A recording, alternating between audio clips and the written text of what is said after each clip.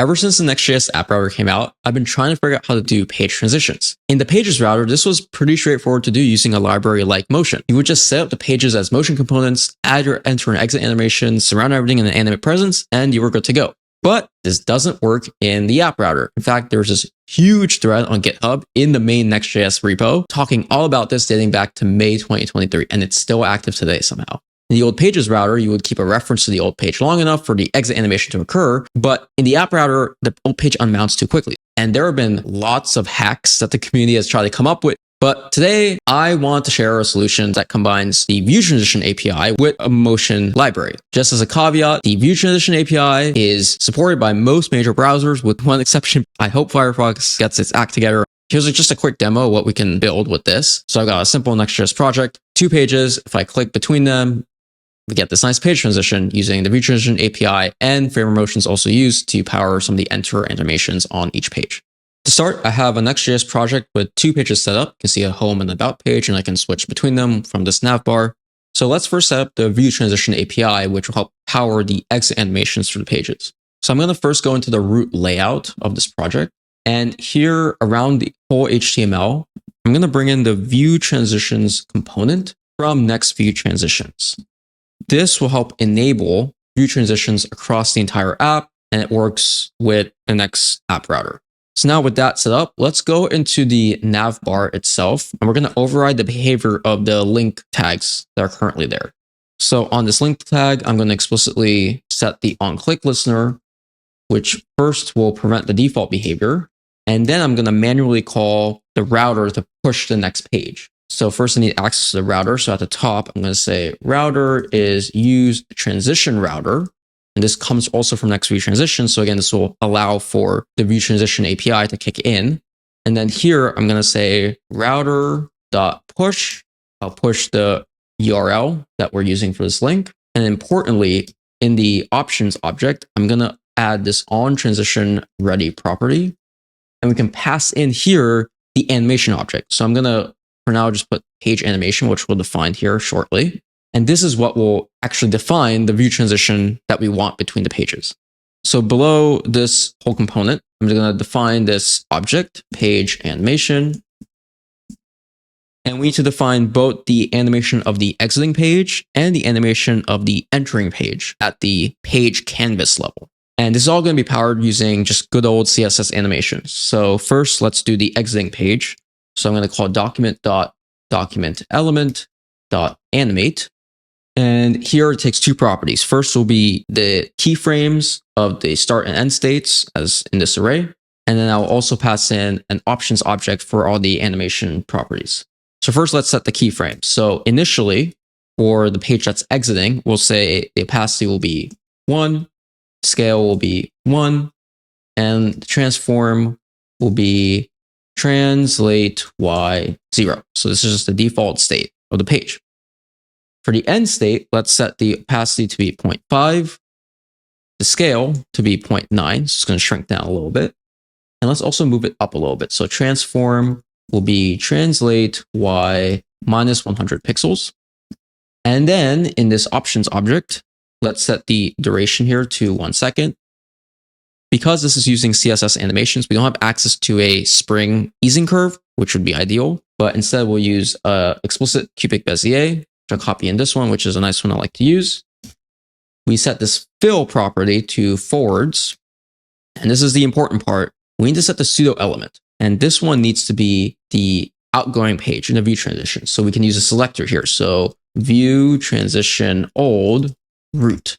So we've set up the animation for the outgoing page. Let's copy this and set this up for the incoming page as well. So I'm just going to copy this whole thing.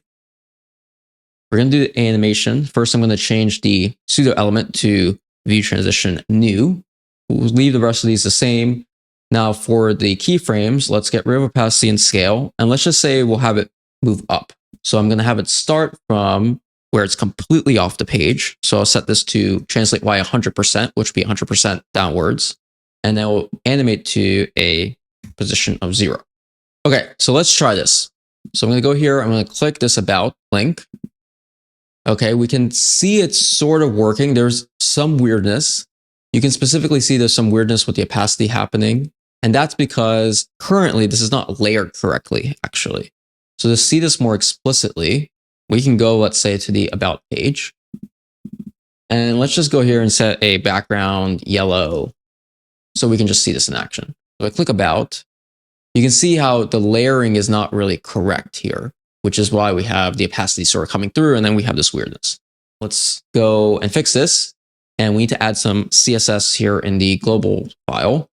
So first, I'm going to select the ViewTransition group and set the Z index to auto on the group itself. Then I'm going to select the image pair of the ViewTransition. So this is the pair of the before and after. And I'm just importantly going to set this isolation properties isolate, which will make sure that the Z index that we set now for each page is just relative to each other. It's not going to mess with the macro Z index of all the elements on the page. I'm just going to let it know that these properties are going to transform and change. And we'll set the Z index of the pair itself to be 1. And now we can explicitly set the Z index for the new and the old pages so that they're layered on top of each other correctly. And we'll also set this animation to none as well. So now if we retry this animation, if I refresh the page, and if I now switch to home, okay, now this is layered correctly. We're not having that weirdness. And now we can actually remove the yellow. That's not what we wanted. But if we just have it be white on white, it doesn't look as good. It looks actually sort of discombobulating a little bit. So to fix that, let's just go into the body and set the body background instead of white right now. Let's set it to black. So background is black. And now we'll notice if we switch pages, we have this nice black coming in because of the opacity is changing for your exiting page. So now we get that better sense of depth between the pages. So we've set the macro page transitions up, but now we can use good old motion or library like motion or GSAP to set the animations when the page enters and actually loads in all the elements of the page. So I'm going to go do that. So just for convenience, I've created this page wrapper object, which wraps all the pages. So we can just write this animation code once and we'll apply it to all the pages. Here, I'm just going to take this div where the props are, and I'm going to make it a motion component. And I'm going to pass it the animation properties. So initial, animate, and transition. So initially, I'm just going to do a simple fade and animation for all the elements on the page. So opacity will be 0, and then it will animate to opacity of 1. Now we notice an error here with the type, and that's because this property type is now incorrect because we're dealing with motion components. So I'm going to change this to a HTML motion props, and this will be of the div element. So now if we try this again, if I bring this in, well, we're not really noticing the fade and animation happening. And that's because we have two different animation systems going at once. We have the view transition and motion. And so their timing and their timelines is not connected. So what we need to do is manually delay the fade in so that it only happens after the view transition happens. So we know the view transition, we set it to 1 second. So let's just set a delay of 1. So now if we switch pages, it comes in and then the fade happens. Now we can see all the animations fully. So that's it for this one. The source code is linked in the description if you want to check it out. Hopefully this helps manage page transitions in the Next.js App Router for you. YouTube thinks you should check out this video next. Thanks for watching, and I'll see you in the next one.